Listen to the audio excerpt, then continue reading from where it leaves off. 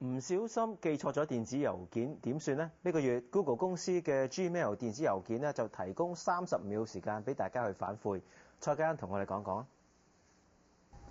返工嘅時候趁休息時間寄電子郵件俾朋友傾下偈，或者呻下唔開心嘅嘢，八卦下，點知就將電子郵件寄錯咗俾老細，咁點算呢？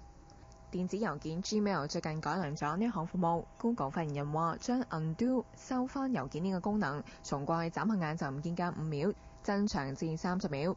要啟用呢個服務需要啲耐性。首先喺你 Gmail 嘅賬戶選擇左上角嘅 More， 向下揾 Even More， 然後點擊右邊嘅 Left， 中文係實驗室嘅意思。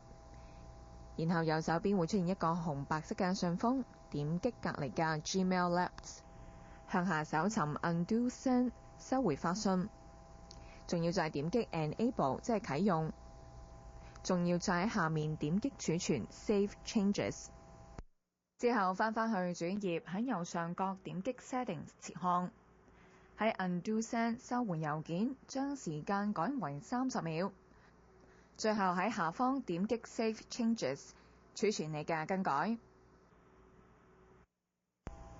之後翻返去信箱嘅主頁，可以試一下。如果唔小心錯誤發信郵件之後，喺上方嘅位置應該會睇到 Undo 收回嘅指示。點擊 Undo 嘅話，對方就唔會收到，不過就只有30秒嘅時間。